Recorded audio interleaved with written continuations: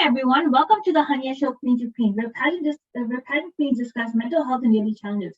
Today on the Hunyah Show Queen to Queen, our guest is Miss Personality Eastern Canada 2022, Emilee. Emilee is the founder of True Faces, which is a nonprofit organization which advocates for disability rights. Emilee is Miss Teen Personality Ontario 2021, Miss Personality Ontario 2022, and now a national title holder. Emilee is Miss Personality Eastern Canada 2022. Today we discuss how disability has impacted pageants. Welcome, Emilee. Thank you so much for having me today. I'm really looking forward to this conversation. I am so excited to have you on the show. So let's get started. Okay, welcome, Emilee. My first question is, how did you begin in pageantry? So I competed in my first pageant in 2019. It was an in-person pageant, and I will not sugarcoat it. It was not exactly what I would call a good time. I went into it not really knowing what pageants were, but also just kind of seeing how it went, feeding my inner childhood princess. And thinking that it was like this kind of glitz and glams, which, not gonna lie, it is a little bit. But then I did not place. I actually missed a day of rehearsals because of a funeral, which is the whole other story. And then I showed up, and I think the thing I liked the most was the culture of it and the way that different girls were kind of supporting each other, and how I walked in and immediately somebody who I had been talking to kind of virtually before was like, oh my God, so nice to meet you, and came up to me, hugged me, and immediately helped me get settled in where I needed to be. And I really enjoyed that aspect, but overall it was an incredibly chaotic experience, and I honestly faced a lot of barriers. And I thought I would never compete in another pageant again, until miraculously, we had a pandemic. And, while there was a lot of negative things that came out of it, one of the positives was virtual pageants. And so a lot of the barriers that I had faced in my first pageant were around, physical accommodations, the layout of the stage, the lighting and squinting. For those who don't know, I am visually impaired. I'm actually legally blind and have about 10% of my vision left. And just the chaos of it all, I wasn't allowed to have a support person backstage. And things like that just made the experience really tough. So almost 2 years later, when I saw a Facebook ad for somebody who was doing a virtual pageant as a fundraiser, I kind of said to myself, I was like, well, if nothing else comes out of it, then I've at least helped this very nice girl fundraise for something. So I thought, I'll take a chance on myself and see where things go. And, lo and behold, I placed fifth. I placed top 5 in that. And all of a sudden I was kind of like, whoa, wait a second, maybe I can do this. So that's when I kind of continued entering into virtual pageants until I found the personality pageant system, where, as you've mentioned, I'm now held 3 different titles with the system, which is pretty That's awesome. amazing. And I honestly, if you had told me 3 years ago that I was going to be a national title holder, I would not have, absolutely not have believed you. Yeah. True, and it just happens. And it's we're lucky to do the pageants at home at the same time too, right? Because that was one of the good things in the pandemic, because we still have all these competitions. And the thing is, I think most people learn how to do an evening gown walk and all these outfit of choice walks because of a virtual pageants. Well, all of a sudden I could do it in spaces that I was really comfortable with. Once I learned how to set up my computer with proper lighting, I was able to, do the interviews and film videos, and do them in ways that were very accessible to me. And then when it came to walks, I was able to do them in spaces that I was super familiar with. And I wasn't worried about tripping on things, and I was able to feel confident in that role. And then also when I competed in the personality pageant system, I not only was able to be comfortable in a space, but I actually embraced and used my cane in submission videos for outfit of choice walks. And, lo and behold, here I am. Obviously it worked and got me the scores for being different and an individual, and using a mobility aid was actually encouraged, as opposed to some other systems that maybe would have not seen it the same way. True. I agree, because I remember like I took part, like I was like, it was like 1 month before the actual pageant, and I had to quit the in-person pageant because it wasn't working out with me. Like I felt like, I'm not saying that like in-person pageants, they have their own thing, virtual pageants have their own thing, but I was more comfortable with doing virtual pageants because there was so much flexibility in there, which I agree with you, right? Like you can film your own way, you're also learning at the same time. And no matter like where you are in the pageant system at the end of the competition, you feel good. That's the thing, right? Yeah, absolutely. Yeah, that's an amazing story. And you've been like you're like 3 different titles now, and now you're national title holder. Moving from the teen system to the Miss system has been an interesting transition, but you know, it's I've nothing but fun all the way through. That's amazing. Emilee, my second question is, how does being disabled impact someone's involvement in pageants? Yeah, so like I said, the first in-person pageant I competed in was incredibly inaccessible. And I think that is one of the biggest barriers, is that when you come to an in-person pageant, it's not accessible in any format, between the stairs going up the stage, the lighting in your face, not being able to see the edge of the stage, mobility aids not being encouraged, is like huge physical barriers that honestly are not even considered when you're building those in-person pageants, and is like often not thought of.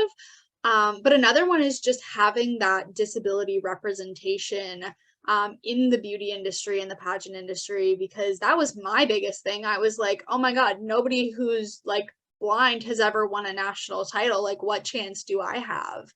And so knowing that like pageants weren't necessarily created for us, but like nobody was winning them. Like there was no kind of hope that this was something that we could do.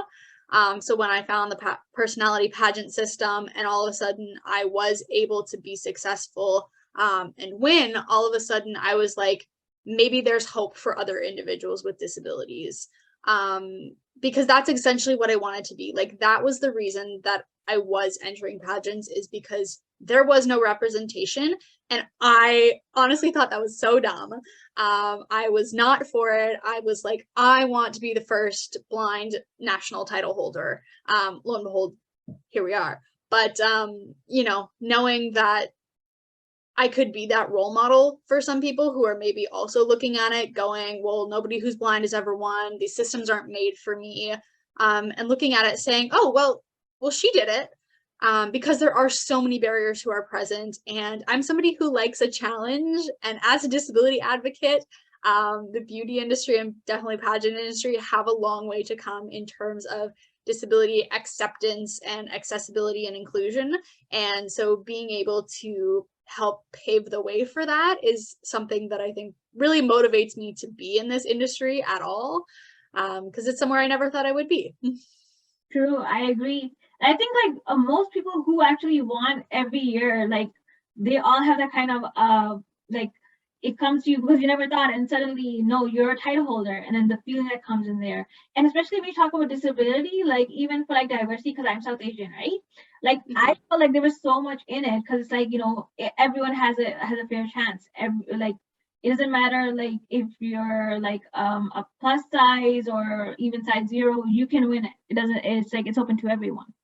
And I think that's the thing, right? And it's even like in magazines and books now, you see like different diverse backgrounds in there. We're definitely making progress, but we still have so far to come, and I know I'm just a little piece of the puzzle. I think the next thing for you would be being the first disabled pageant title holder to walk the New York Fashion Week. I think that should be next. I would love that. That would be literally a dream. Yeah. Like I remember seeing right now in August, there were so many ads of New York Fashion Week, but it's like, who's gonna go there? But unless there's like a Toronto Fashion Week, I say like, you know, go for one of them, but definitely go to the New York Fashion Week, because that's where like I see like that's where all the title holders are going now. Yeah. Okay, so Emilee, my third question is, what advice would you give to someone who's facing challenges because of their disability? I think the biggest piece of advice I have is keep trying. I experienced firsthand the inaccessibility, being shut down, being told that this wasn't for me, being told that I was silly for competing in pageants. Um, and I would say just keep trying. There's always going to be somebody who's trying to slam a door in your face and be that negative voice inside your head. And I've always liked to come at it from a place of positivity in this, mindset of I can do this. And if I don't do it this time, I will try again. And eventually I will succeed at something. I've learned probably more from the pageants that I didn't win than the ones that I did win. Because you grow and you say, how can I do this better? And how can I be better? And one of the best things I did in the pageant industry was embracing my disability, instead of trying to shy away from it. And because it's this huge part of me, I'm this disability advocate and somebody who's living with a disability. It affects 90% of the things that I do in my day-to-day life. So trying to put it on the back burner and pretend like it didn't exist so I could try and fit into this crowd that I was trying to be in, it doesn't work. It does not work trying to just fit in with everybody else, let me tell you. I know it sounds so cheesy, but the quote that's like, why fit in when you were born to stand out is like so unbelievably true. Nobody wants this like typical black and white, what you think you're supposed to be. People like when there's something unique and special about you. And I know that everybody has that one thing that's unique and special. So from a disability perspective, just making sure that we're not giving up on ourselves and we are embracing ourselves, because making disability look like a positive thing is something that I've worked so hard towards, because, while there is these barriers and these things that we will seemingly never be able to do, I've accepted that I will never be able to drive a car. That is just, it's not it in my lifetime. Maybe a self-driving car one day, but knowing that like there's always going to be barriers and not getting turned down by them is really the best thing you can do. I agree. And another question is how can he or she overcome the fear of being disabled? Well, my hope is that, I'm somewhere in my life where I am completely accepted in my disability, but I know that that's not always the case, especially if somebody has become disabled through a traumatic event or a recent diagnosis. I know that there is no easy feat in that, and that it can be scary. But my hope is that you can overcome that fear in knowing that there is so much strength in your uniqueness and the opportunities that come with it. Let me tell you, I have experienced more opportunity because of my disability than I have in any other area of my life. And, knowing that there is good things that come out of this seemingly negative experience. And, I know being diagnosed with a disability comes with its share of depression and seeming like the world is crumbling around you. And, I can say just as easily, there's light at the end of the tunnel, like it will get better. And, I truly do believe that. I've seen so many people come out of those places, and overcome and embrace their disability, and acceptance is the first step, but being willing to take that step and own this version of you, because I think there's so much beauty and love behind that. I agree. I agree with everything that you're saying, because with me, like I'm not disabled, but I did have an accident like back when I graduated from college, right? So it took me a year to recover. And in that, even now, I have challenges that I'm facing when I'm crossing a huge intersection. Although I do cross them, but it's like, it's like when I explain to someone, it's like it's not a disability, but it's like their reaction is like, okay, but like they expect it, like they have their standard expectations in that case, right? So I can relate to you on that. That with me, it was just a minor thing, like it was an internal injury, but it wasn't like that bad. But it's like being disabled, like I know what you mean. Like it's hard for people to like to accept like if you have a disability. And as of 2022, there's so many ads to do with anyone who's disabled, blind, and all these. I've used like there's so much disability opportunities now, according to Instagram. So it's Absolutely. like it's a good thing. Like, and the other thing is like when you say about like that embraced yourself, and like, you know, for with your uniqueness and stuff. I remember that at one point I was made fun of a lot, and now like when I'm a pageant title holder, I actually feel like, no, I got far ahead.